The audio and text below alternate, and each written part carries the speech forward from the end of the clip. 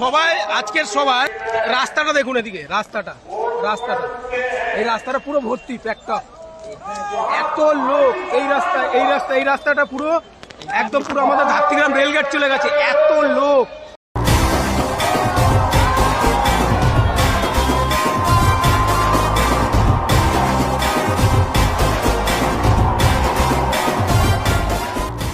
দেখুন, এবারে পশ্চিমবঙ্গ রাজনৈতিকভাবে দখলের দুটি উপায় রয়েছে। অমিত শাহ সেটা এক্সপ্লেন করেছিলেন। এক, সরাসরি 148টা ম্যাজিক ফিগার ক্রস করে সেটা নবান্নে দখল করা, আর যদি কোনোভাবে এটা মিস হয় তাহলে ভবানীপুরে মমতা বন্দ্যোপাধ্যায়কে হারিয়ে নবান্নে পৌঁছে যাওয়ার আরো একটা শর্টকাট রুটের কথা তিনি বলেছেন। এবং সেটা হতেও পারে, তার কারণ মুখ্যমন্ত্রী মমতা বন্দ্যোপাধ্যায় তৃণমূলের শীর্ষ নেত্রী, এবং তিনি যদি পরপর দুবার একই রাজনৈতিক নেতার কাছে, শুভেন্দু অধিকারীর কাছে পরপর যদি দুবার হেরে যায়, তাহলে নিশ্চিতভাবে সেটা তৃণমূলের একটা ভরাডুবির কারণ হয়ে দাঁড়াবে। এ কথা বলার জন্য আপনাকে রাজনৈতিক বিশ্লেষক হওয়ার প্রয়োজন নেই। কিন্তু দেখুন, আজকে এই রাজনীতিটা পশ্চিমবঙ্গে কত নিম্ন রুচির জায়গায় চলে এসেছে, যে শুভেন্দু অধিকারীকে কিভাবে ভবানীপুরে রাজনৈতিকভাবে আক্রমণ করা হচ্ছে। ফ্যামের তরফ থেকে, তৃণমূল কংগ্রেসের একটা সংগঠন, দেখালাম আপনাদের, যে এবারে পাঁঠা বলি দেওয়া হবে বলে তারা বলছেন। ভবানীপুরে নাকি এবারে পাঁঠা বলি দেওয়া হবে। কিন্তু এখানেই থেমে থাকেনি, ঠিক উল্টো দিক থেকে আবার প্রতি আক্রমণ হয়েছে। সোশ্যাল মিডিয়াতে ভাইরাল হচ্ছে যে না না, ভবানীপুরে পাঁঠা বলি নয়, এবারে ছাগল বলি হবে। তা নিয়ে তারা আবার ছবিও দিয়েছেন, এবং সেই ছবিতে আবার লেখা হচ্ছে ভবানীপুরে ছাগল বলি হবে। তো দেখুন, ভবানীপুরে পাঁঠা বলি হবে না ছাগল বলি হবে সেটা আমরা বলতে পারবো না। এই নিম্ন রুচির কথাবার্তাতে আমাদের প্রশ্নের উত্তর দেওয়ার প্রয়োজন নেই, আলোচনার প্রয়োজন বোধ করি না। কিন্তু পশ্চিমবঙ্গের মানুষ যে এই নোংরা রাজনীতির নোংরা ঘোলা জলে বলি হচ্ছে, এ কথা বোধহয় আপনারা দলমত নির্বিশেষে সবাই বলবেন। আজকে আমি আপনাদের সামনে দেখাবো কিভাবে উলট পূরণের চিত্র আমি হলফ করে বলতে পারি। আজকের পর্বটা যদি শোনেন তাহলে আপনারা স্তম্ভিত হবেন, আপনারা অবাক হবেন, যে দেখবেন যে কিভাবে পরিবর্তনের একটা ইঙ্গিত কার্যত প্রকাশ্যে আসছে, সেটা আমি আপনাদের সামনে দেখাবো। কিন্তু উল্টো দিকে আবার নির্বাচন কমিশন এই যে বিভিন্ন রকমের শক্ত তারা জাজমেন্ট নিচ্ছেন, রদবদল করছেন। গতকালও ডেপুটি কমিশনার পদে বিভিন্ন রকমের পুলিশ আধিকারিকদের আবারও বদল করা হলো। যেটা করছেন আমাদের নিশ্চিতভাবে তাদের স্বাগত জানাই। পশ্চিমবঙ্গ যে এবারে একটা রক্তপাতহীন নির্বাচন দেখতে চাই, এটা আমাদের সকলেরই কামনা। কিন্তু এইখানে আমি আপনাদের সামনে বলবো যে কেন্দ্রীয় এজেন্সি ভোট আসলেই আবারও কিন্তু তৎপর হয়ে গিয়েছে। পার্থ চট্টোপাধ্যায় থেকে শুরু করে একাধিক তৃণমূল কংগ্রেসের হেভিওয়েটদের আবারও ভোটের আগে ডাকাডাকি। তৃণমূল কংগ্রেস তাহলে নিশ্চিতভাবে কেন বলবে না, বা বলার সুযোগ তারা পেয়ে যাচ্ছে যে এই তো ভোটের বাদ্যি বাজলো আর ইডি বাবুদের তাদের আগমন শুরু হয়ে গেল। আজকে এই বিষয়ে আপনাদের সামনে আলোচনা করব। নমস্কার, welcome to simple as a বিষয়। আপনাদের সকলকে স্বাগত জানিয়ে শুরু করছি অত্যন্ত গুরুত্বপূর্ণ একটি পর্ব। আমি আপনাদের সামনে প্রথমে যেটা দেখাবো, যে মানুষের ভয় ভাঙছে। জানেন তো, মানুষ ভয় ডরহীন ভাবে না, প্রার্থীরা যেখানেই যাচ্ছেন, সে যে দলের হোক, তাদের কাছে প্রশ্ন করছেন। প্রশ্নটা ডেফিনেটলি শাসক দলের যারা রয়েছেন তাদের কাছে প্রশ্নটা বেশি করে, তার কারণ বিরোধী দল এই মুহূর্তে, বিরোধী দলের এমএলএদের তো আর করার কিছু সুযোগ ছিল না। তো শাসক দলের কাছে কিন্তু প্রশ্নটা মানুষের বেশি ছিল। রাস্তার মধ্যে পরিষ্কারভাবে মানুষ, বিশেষ করে মহিলারা, যে মহিলারা মমতা বন্দ্যোপাধ্যায়ের একটা ভোট ব্যাংক বলে পরিচিত ছিল, যাদের নাকি মমতা বন্দ্যোপাধ্যায় 1000-1500 টাকা দিয়ে তিনি নাকি তাদের অধিকার কার্যত ধরে রেখেছিলেন, সেই মহিলারা তৃণমূল প্রার্থীদের চোখে চোখ রেখে প্রশ্ন করতে শুরু করেছেন। যে ভিডিওটা আমি দেখিয়ে আজকের পর্বটা শুরু করব, সেটা হচ্ছে চণ্ডীতলার বিধায়ক স্বাতী খণ্ডকার। তিনি যখন র্যালি করছেন, তাকে সাধারণ মানুষ প্রশ্ন করছেন, মহিলারা প্রশ্ন করছেন, কোথায় ছিলেন এতদিন? এই যে এত অপরিষ্কার নিকাশি ব্যবস্থা, জল জমে থাকার ব্যবস্থা, কোথায় ছিলেন? এখন হাত জোর করে আমাদের কাছে ভোট চাইছেন। মানুষের ভয় ভাঙছে, শাসকের ঘুম ভাঙছে। দেখুন,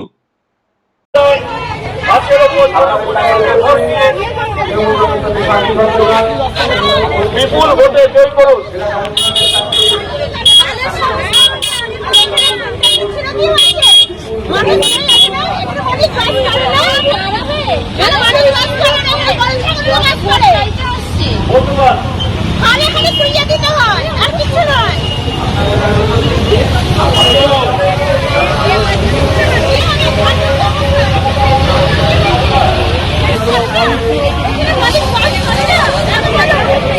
ছিল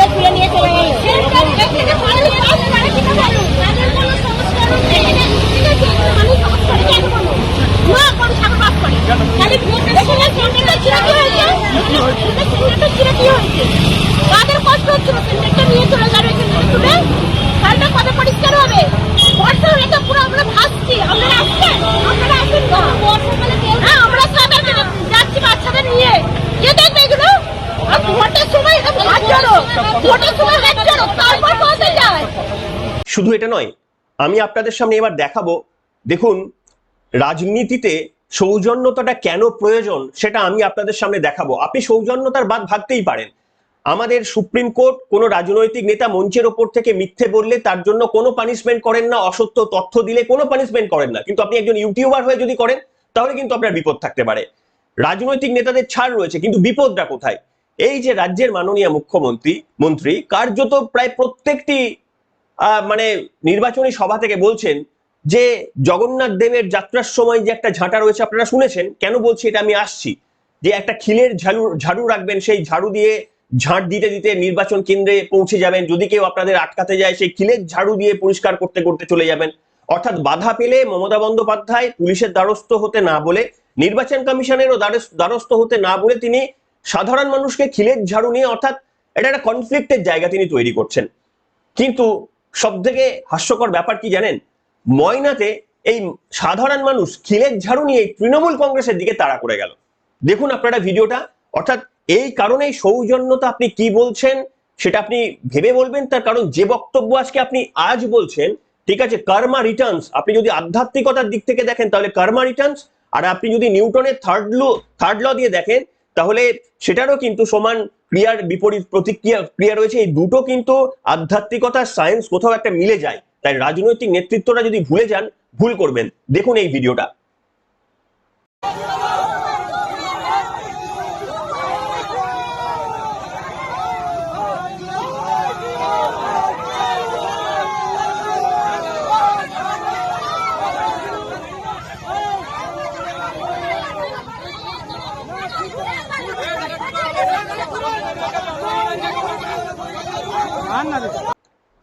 দেখলেন ময়নার ভিডিও, শাসক দলের প্রার্থী সেখান দিয়ে যাচ্ছেন এবং সেখানে সাধারণ মানুষ, ক্ষোভের কারণ অবশ্য আমি খোঁজ নেওয়ার চেষ্টা করেছিলাম, এখনো পর্যন্ত জানতে পারিনি, কিন্তু সাধারণ মানুষ ঝাঁটা লাঠি নিয়ে তেড়ে আসছেন। কাম্য নয়, সমর্থন করি না, ডেফিনেটলি এগুলোর বিরোধিতা করি, কিন্তু আমাদের প্রশ্ন হচ্ছে মমতা বন্দ্যোপাধ্যায় এবার কি আটকাবেন খিলের ঝাড়ু নিয়ে? গতকালও তিনি বললেন এই একই কথা, গতকালও রাজ্যের মাননীয় মুখ্যমন্ত্রীর মন্তব্যে আমরা শুনলাম। আমি দেখাবো আপনাদের, গতকালে মুখ্যমন্ত্রী প্রচার সভা থেকে আবারও নিয়ম করে, এবারে যেহেতু নির্বাচন কমিশন অনেক স্ট্রিক্ট, তাই মুখ্যমন্ত্রী যতটা চাইছেন ততটা করে আর বলতে পারছেন না, কোথাও গিয়ে তিনি আগলটা অল্প হলেও বেঁধে রাখছেন। শুনুন আপনাদের, গতকালও মমতা বন্দ্যোপাধ্যায় কি বলেছেন।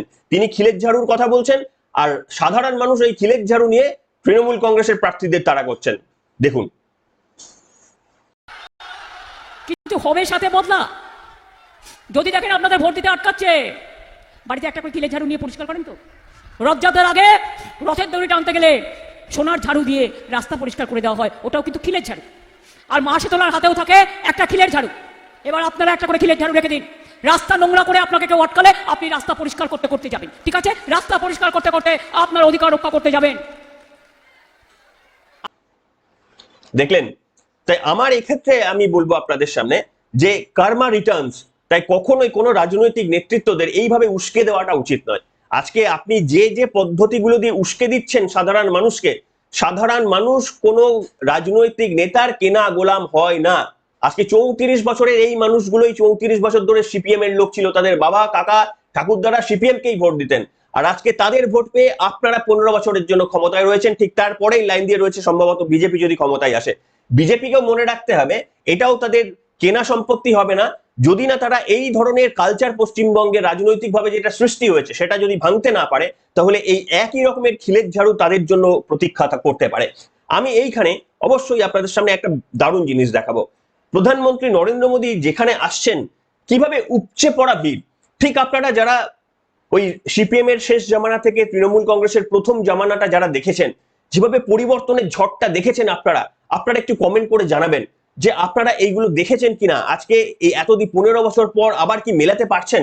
একটা ভিডিও দেখাই আপনাদের, এই ভিডিওটা একবার দেখুন। দেখলে কিন্তু আপনারা একটু ভেবে দেখুন তো, স্মৃতি থেকে 15 বছর আগের যে মমতা বন্দ্যোপাধ্যায় যখন আস্তে আস্তে সিঙ্গুর নন্দীগ্রাম আন্দোলন নিয়ে জনপ্রিয় নেত্রীর ভূমিকায় আসছেন, মানুষ বিশ্বাস করতে শুরু করছে তাকে, তার হাত দিয়েই পশ্চিমবঙ্গে উন্নতি হবে, এই রকম একটা যখন সাধারণ মানুষ আশায় রয়েছে, তখনও এই রকম পিলপিল করে জনস্রোত মমতা বন্দ্যোপাধ্যায়ের দিকেই ছিল। আজকে মমতা বন্দ্যোপাধ্যায়ের চেয়ার ফাঁকা, দেখাবো সেই ভিডিও। কিন্তু তার আগে নরেন্দ্র মোদীর জনসভার একটা ভিডিও দেখাবো, সেটা কিন্তু নিশ্চিতভাবে কোথাও গিয়ে শাসকের ভয় ধরাতেই পারে। দেখুন, সবাই আজকের সবাই রাস্তাটা দেখুন, এদিকে রাস্তাটা এই রাস্তাটা পুরো ভর্তি প্যাকটা, এত লোক এই রাস্তাটা পুরো একদম পুরো আমাদের ধাত্রীগ্রাম রেলগেট চলে গেছে, এত লোক দেখাচ্ছি আরো।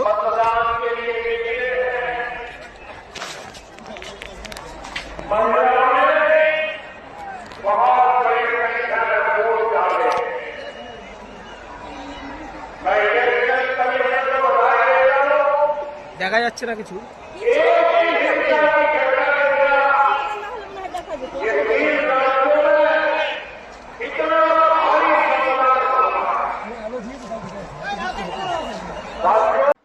দেখলেন, এই জন্যই বললাম উলট পুরাণ।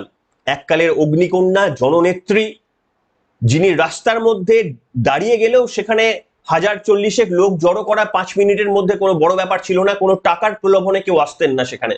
মুখ্যমন্ত্রী যখন আসতেন, যখন ফাইট করেছিলেন নন্দীগ্রাম সিঙ্গুর নিয়ে, তখন মমতা বন্দ্যোপাধ্যায় যেখানে দাঁড়িয়ে যেতেন সেখান থেকে মিছিল শুরু হয়ে যেত। আজকে সেই মমতা বন্দ্যোপাধ্যায়ের জনপ্রিয়তা ঠিক কোন তলানিতে এসে দাঁড়িয়েছে। আমি বিভিন্ন কারণে আপনাদের সামনে কয়েকটা ভিডিও দেখাতে পাচ্ছি না, মানে কি বলবো, কপিরাইটের কারণে, যেখানে পরিষ্কারভাবে সাংবাদিকরা গিয়ে জিজ্ঞাসা করছেন একেবারে গরিব দরিদ্র পরিবারের মা বোনেদের। তারা বলছেন যে 500 হাজার টাকা আমাদের লাগবে না, আমাদের বাড়ির ছেলেরা রোজগার করে খাবে, আমাদের 500 হাজার টাকার প্রয়োজন নেই। এই যে সাধারণ মানুষের নিরাপত্তাটাকে এত অনিশ্চিত করে দেওয়া, সাধারণ মানুষকে পশ্চিমবঙ্গের চাকরি বা কর্মসংস্থানের ব্যবস্থা না করে দিয়ে তাদেরকে ভিন রাজ্যে যেতে বাধ্য করে দেওয়া, সাধারণ মানুষ এইটা বুঝে গিয়েছেন। ঠিক এই জায়গায় যে জননেত্রী যেখান থেকে বলতেন সেখান থেকে মিছিল শুরু হয়ে যেত, সেই জননেত্রী যখন বক্তব্য বলছেন সোশ্যাল মিডিয়াতে ভাইরাল হয়েছে, আমার ক্যামেরাতে তোলা ছবি নয়, তাই আমি কনফার্মেশন করতে পারবো না, সোশ্যাল মিডিয়া থেকে নেওয়া এই ভিডিও আপনাদের সামনে দেখাবো, যেখানে দেখা যাচ্ছে মমতা বন্দ্যোপাধ্যায় বক্তব্য বলছেন, কিন্তু কোনো একটা অ্যাঙ্গেলের খেলায় অনেক কিছু হয়। অ্যাঙ্গেলের খেলায় এইটাকেই তৃণমূল কংগ্রেসের আইটি সেল বা তৃণমূল কংগ্রেসের মিডিয়া সেল তারা অনেক ভিড় দেখাতে পারেন, কিন্তু দেখুন তো সাধারণ মানুষের মোবাইল ক্যামেরা থেকে তোলা এই ভিডিওটা, যেটা সোশ্যাল মিডিয়া থেকে আমি পেয়েছি, ভিড়টা একবার চোখে পড়ছে কিনা আপনাদের দেখুন।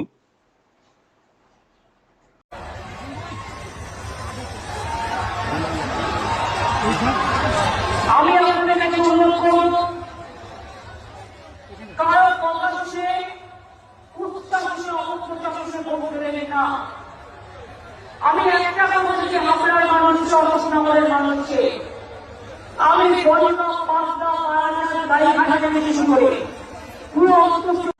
দেখলেন, আপনি ভাবতে পারেন যে মুখ্যমন্ত্রী মমতা বন্দ্যোপাধ্যায়ের জনসভায় এইরকম ভিড়, তাও আবার নির্বাচন পর্বে, যদি এই ভিডিও সত্য হয়ে থাকে। তার কারণ আজকালকার দিনে সত্য মিথ্যা যাচাই করা, বুঝতে পারছেন। হুমায়ুন কবিরের এই ভিডিও নিয়ে প্রধানমন্ত্রী নরেন্দ্র মোদী পর্যন্ত বলছেন যে এআই হতে পারে। আসলে ওই যে যদি কোনো একটা ভিডিও এআই বললে আমার সুবিধা হয়, তাহলে আমি এআই বলতে পারি।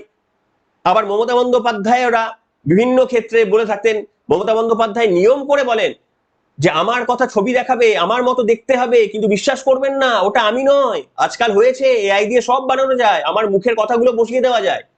কাজে যে মাননীয় মুখ্যমন্ত্রী, আপনারা শুনেছেন আশা করি, যে মাননীয় মুখ্যমন্ত্রী এআই নিয়ে নিজেই সাধারণ মানুষকে মঞ্চের ওপর থেকে সতর্ক করছেন, সেই মাননীয় মুখ্যমন্ত্রী কেন বিশ্বাস করবেন না যে হুমায়ুন কবিরের এই ভিডিওটা এআই হলেও হতে পারে? আমার কনক্লুশনের দায়িত্ব নেই, আমি আপনাদের সামনে ভিডিও করে বলে দিয়েছিলাম আমার কি কোন পার্সপেক্টিভ থেকে কেন আমার কি পারসেপশন, আমি সব আপনাদের বলে দিয়েছিলাম। কিন্তু এই জায়গাতে অবশ্যই যেটা আমি আপনাদের সামনে এবার আলোচনার পর্বের যেটা দেখাবো, পশ্চিমবঙ্গে এই যে প্রচার, যে ভিড় আপনারা দেখলেন, সেই প্রচারে কার্পেট বোম্বিং করতে চলেছে। কিন্তু তৃণমূল কংগ্রেস যেমন করছে, সিপিএম তাদের মতো করে করছে, কংগ্রেস করছে, বিজেপিও এবারেও করছে। 2021-এও তারা করেছিল এই কার্পেট বোম্বিং, দেখেছিলাম, কিন্তু এবারেও তারা করছে। আমি আপনাদের সংখ্যাগুলো বলে দিই যে প্রথম পর্বের নির্বাচনের আগে অমিত শাহ 30টি জনসভা করবেন, তার মধ্যে কয়েকটি অলরেডি চলছে। 30টি জনসভা, সব থেকে বেশি। নরেন্দ্র মোদী কতগুলো জনসভা করবেন? নরেন্দ্র মোদী 11টি মেগা জনসভা করবেন। তারপরে রয়েছে যোগী আদিত্যনাথ, যিনি 11টা জনসভা করবেন। এছাড়াও বিভিন্ন রাজ্যের মুখ্যমন্ত্রী বিজেপি শাসিত, যেমন বিপ্লব দেব থেকে শুরু করে হেমন্ত বিশ্ব শর্মা, 8টি করে জনসভা করবেন। এছাড়াও তাদের বিভিন্ন রকমের যে জনপ্রিয় মুখরা রয়েছেন, তারাও পশ্চিমবঙ্গে এসে সভা করবেন, একেবারেই সর্বদিক থেকে অন্তত তারা এবারের দিকে চেষ্টা করছে। কিন্তু প্রশ্ন আমাদের থাকবে, নিশ্চিতভাবে গণতান্ত্রিক দেশে আপনারা আসতে পারেন, মমতা বন্দ্যোপাধ্যায় বহিরাগত বলতে পারেন, কিন্তু সেই মমতা বন্দ্যোপাধ্যায় আসামে লড়তে যান, সেই মমতা বন্দ্যোপাধ্যায় গোয়াতে লড়তে যান। কিন্তু আমাদের প্রশ্ন আরো একটি অন্য জায়গায়, সেটা হচ্ছে যে এটা তো ঠিক, যখনই নির্বাচন আসে তখনই কেন্দ্রীয় তদন্তকারী সংস্থাগুলোর তৎপরতা দেখা যায়, আর নির্বাচন সীমিত হয়ে যাওয়ার পরই তারা যেন শীত ঘুমে চলে যায়। এটাও তো পশ্চিমবঙ্গের মানুষ প্রত্যক্ষ করেছে। নিশ্চিতভাবে যদি আমরা দেখতাম যে কেন্দ্রে বিজেপি নেই, কেন্দ্রে কংগ্রেস রয়েছে, তাহলে এর একটা অন্য ব্যাখ্যা দেওয়া যেত। কিন্তু কেন্দ্রে যখন আপনারা রয়েছেন, তখন হঠাৎ করে যে যেন পশ্চিমবঙ্গে আবারও আমরা কোন ভরসায় বিশ্বাস করব? এই নির্বাচনে যদি আবারও বিজেপি পরাজিত হয়, তৃণমূল কংগ্রেস যদি চতুর্থবারের জন্য ধরুন জিতে গেল, আবারও তো তাহলে এই সমস্ত মামলা মকদ্দমা, যে সমস্ত সিবিআই চলছে, এনআইএ চলছে, সেই সমস্তগুলো তো আবারও শীত ঘুমে চলে যাবে। পশ্চিমবঙ্গের মানুষ এটা তো দেখেছে। আজকে সারদা কর্তা তো ছাড়া পাচ্ছেন, সাধারণ মানুষ কি সারদার টাকা পেলেন? এই প্রশ্নগুলোর উত্তর নিশ্চিতভাবে মমতা বন্দ্যোপাধ্যায় দেবেন না। এই প্রশ্নগুলোর উত্তর কিন্তু নরেন্দ্র মোদীদেরই দিতে হবে। এইখানে আমি আপনাদের সামনে বলবো, দেখুন যে এইটা কিভাবে এরা সুযোগ করে দেয়। ডেফিনেটলি দেখুন, ভোটের 12 দিন আগে ইডির ফ্ল্যাশব্যাক চিটফান্ড থেকে নিয়োগ দুর্নীতি কেন পুরনো কঙ্কাল খোঁজা চলছে। আবারও নির্বাচনের আগে আপনারা জানেন যে দমকল মন্ত্রী সুজিত বসু এবং খাদ্যমন্ত্রী রথীন ঘোষ, তাদেরকে সম্ভবত তিনবার ডাকা হয়েছে। দমকল মন্ত্রী তিনি অসুস্থতা, স্টমাক ইনফেকশন দেখিয়ে তিনি যাননি, ছেলেকে পাঠিয়ে দিয়েছেন, যদিও এনারা সম্ভবত লড়ছেন না। এবং রাসবিহারী চত্বর থেকে দেবাশিস কুমার এমএলএ, তাকেও দুর্নীতির ডাকা হয়েছে। দেখুন, আমরা চাই যে দুর্নীতির পর্দা ফাঁস হোক, আমরা সবাই চাই, প্রত্যেকটি পশ্চিমবঙ্গের মানুষ এটার জন্যই বসে রয়েছে যে কবে দুর্নীতির পর্দা ফাঁস হবে। আজকে যে এই যে বিজেপির দিকে মানুষের, সাধারণ মানুষের এই এত জনসমুদ্রের ঢল, সেটা হচ্ছে এই যে টাকাগুলো আমাদের কুক্ষিগত হয়ে যাচ্ছে, চুরি হয়ে যাচ্ছে, সেগুলোকে আটকে দিয়ে যেন মানে ঠিক জায়গায় ইনভেস্ট করে পশ্চিমবঙ্গের অগ্রগতি হয়। কিন্তু সেটা কি আদৌ হবে, করা সম্ভব হবে? কেন এই প্রশ্নটা করছি? তার কারণ এই যে নির্বাচন আসলেই ইডি এবং সিবিআই, কেন্দ্রীয় বাহিনী, কেন্দ্রীয় তদন্তকারী সংস্থার যে তৎপরতা থাকে, হঠাৎ করেই রাতারাতি ভোটে হারলেই কিন্তু সেগুলো এক দফায় কিন্তু উবে যেতে পারে। আমাদের কিন্তু এই দিকটাই সচেতন থাকতে হবে। তার কারণ আমরা কোনো রাজনৈতিক দলের হয়ে ফেভার নেওয়ার জন্য আজকে আমরা এখানে গলা ফাটানো বা জনসচেতনতা বাড়ানোর জন্য আজকে এই কাজ করছি না। আমরা করছি এই কাজটা যে পশ্চিমবঙ্গের মানুষের উন্নতি যারা করবে। আজকে যদি তৃণমূল কংগ্রেস যে কাজগুলো করে গেল, এই যে শিক্ষক নিয়োগ দুর্নীতি থেকে শুরু করে রেশন, বালি, গরু, যত রকমের রয়েছে সমস্ত চুরি এবং দুর্নীতির যে প্রতিবাদগুলো আমরা দিনের পর দিন আপনাদের সামনে তুলে ধরি, সেইগুলো আবার যদি বিজেপি ক্ষমতার পরিবর্তন হয়ে যদি কোনোভাবে আসে, তারপরেও তারা যদি এইগুলো করে, সেখানে কি কোনো আপনাদের বিষয় রয়েছে? ধরুন আপনি বিজেপির সমর্থক, সেখানে কি কোনো বিষয় রয়েছে যে যেগুলোকে আমাদের চুপ করে মেনে নিতে হবে? এই জন্যই আমরা পরিবর্তন চাইছি, অনেক আশা নিয়ে, যে এমন এক রাজনৈতিক দল আসবে যারা এর বিরুদ্ধে ব্যবস্থা নেবে। আমরা পশ্চিমবঙ্গের মানুষ, আমরা কোনো রাজনৈতিক দলের গোলাম নই, আমরা কোনো রাজনৈতিক দলের কৃতদাস নই। তাই আমাদের পিঠের শিরদাঁড়াটা ততদিনই সোজা থাকবে যতদিন পর্যন্ত আমাদের ভেতরের চেতনাটা সৎ থাকবে। আমরা কোনো রাজনৈতিক দলের কাছে বিক্রি কখনো হই না, সেই ক্ষমতাও কোনো রাজনৈতিক দলের নয়। তাই যে ভয়েস আপনাদের কাছে তুলে আনছি, সেটা নিশ্চিতভাবে সেদিনও থাকবে, পরিবর্তনের পরেও থাকবে। যদি আবারও এই একই কাণ্ডগুলো, যেগুলো যে কাণ্ডের জন্য আমরা অন্য পেশা থেকে বাধ্য হয়ে সহ্য করতে না পেরে সাধারণ মানুষ হিসাবে আপনাদের ভয়েস হয়ে আপনাদের বলার চেষ্টা করি, এই একই বক্তব্য বলবো যে অন্য রাজনৈতিক দলে আসলেও এই একই বক্তব্যের এক চুল ধার কমবে না। কথা দিয়ে রাখলাম আপনাদের সামনে। সবাই ভালো থাকবেন, এখনকার মতো এখানেই।